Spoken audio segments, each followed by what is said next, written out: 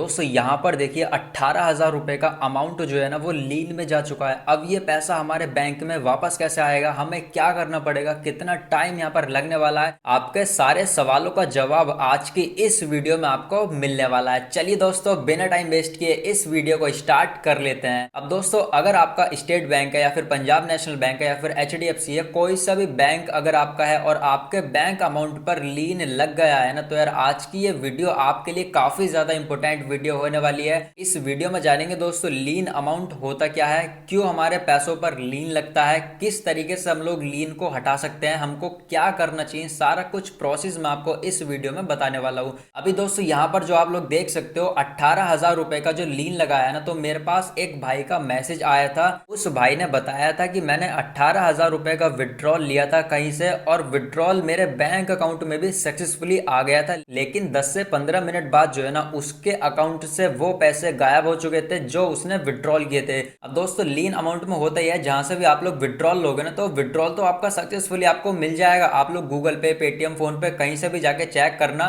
तो आपको वो पैसा शो हो जाएगा, ठीक है। लेकिन कुछ टाइम बाद वो पैसा ऑटोमेटिकली वहां से गायब हो जाएगा।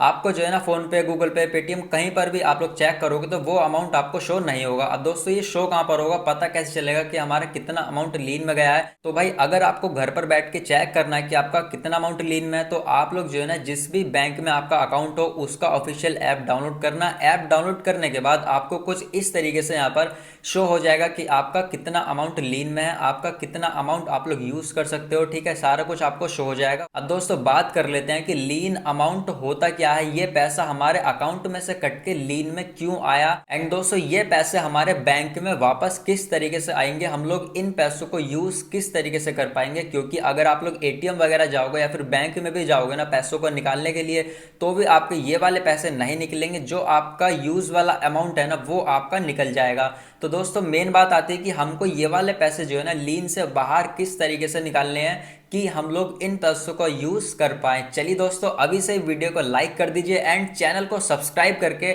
बेल नोटिफिकेशन को ऑल पर जरूर ऑन करना। अब दोस्तों सिंपल सी लैंग्वेज में समझ लेते हैं कि लीन अमाउंट होता क्या है। मान लीजिए आपके बैंक में 10,000 रुपए हैं, ठीक है। 10,000 रुपए में से 3,000 रुपए पर आपका लीन लग गया है, तो आपको कुछ इस तरीके का शो होगा, अवेलेबल बैलेंस 7,000 रुपए, लीन बैलेंस 3,000 रुपए।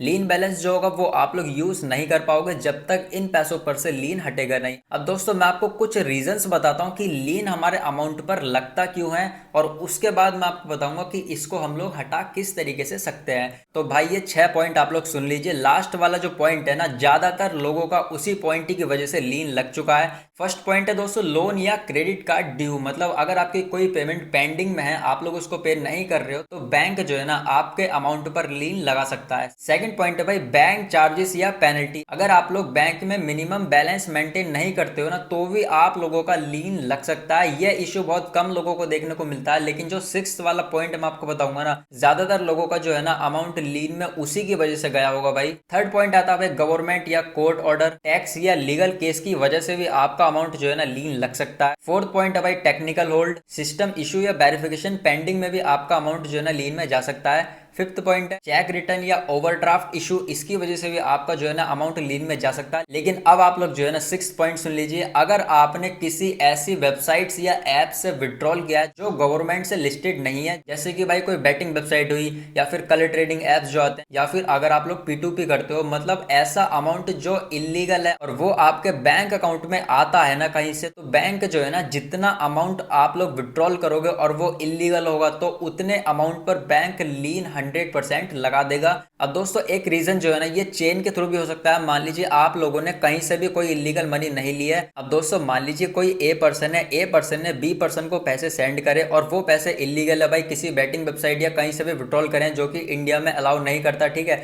वहां से ए पर्सन ने बी पर्सन को जो है पैसे सेंड किए। अब दोस्तों बी वाले पर्सन का तो अकाउंट लीन में जाएगा ही। अगर बी वाले पर्सन ने सी वाले पर्सन को वो पैसे सेंड कर दिए ना अपने अकाउंट से, तो सी वाले पर्सन का भी भाई लीन में अमाउंट पक्का चला जाएगा। तो ये चेन के थ्रू भी हो सकता है, जरूरी नहीं है कि आप लोगों ने कुछ गलती करी हो। अब दोस्तों इसका सॉल्यूशन क्या है, चलिए दोस्तों मैं आपको बता देता हूँ। तो यहाँ से जो है ना वीडियो को पूरा ध्यान से समझ लीजिए। अगर आपके पास किसी अननोन या फिर थर्ड पार्टी ने पैसे भेजे हैं ना, और साइबर क्राइम ब्रांच ने अगर उस अमाउंट को लीन में लगा दिया है, तो सबसे पहले दोस्तों आपको अपने बैंक में जाना है एंड वहां से पता करना है कि हमारे अमाउंट पर लीन किस ऑर्डर से लगा है, क्यों लगा है। बैंक से जो है ना आप लोग रिटेन में पूछिए कि हमारे अमाउंट पर लीन किस अथॉरिटी के ऑर्डर से लगा है। उसके बाद जो है ना आपको बैंक बता देगा किस वजह से आपके अमाउंट पर लीन लगा है। अगर ये साइबर सेल की तरफ से लीन है ना, तो बैंक आपको बताएगी किस स्टेट से आपका रिपोर्ट हुआ है। आपको एक रेफरेंस नंबर मिलेगा, एफआईआर नंबर मिलेगा एंड दोस्तों आपको पुलिस स्टेशन का नेम भी मिल सकता है। तो आप लोगों को ये कंफर्म हो जाएगा कि किस स्टेट से, कौन से पुलिस स्टेशन से, किस एफआईआर नंबर से आपकी रिपोर्ट हुई है। ये जानना दोस्तों सबसे पहले बहुत ही इंपॉर्टेंट है, क्योंकि आपको जब पता ही नहीं होगा कहां से हमारी रिपोर्ट हुई है, किसने हमारी रिपोर्ट करी है,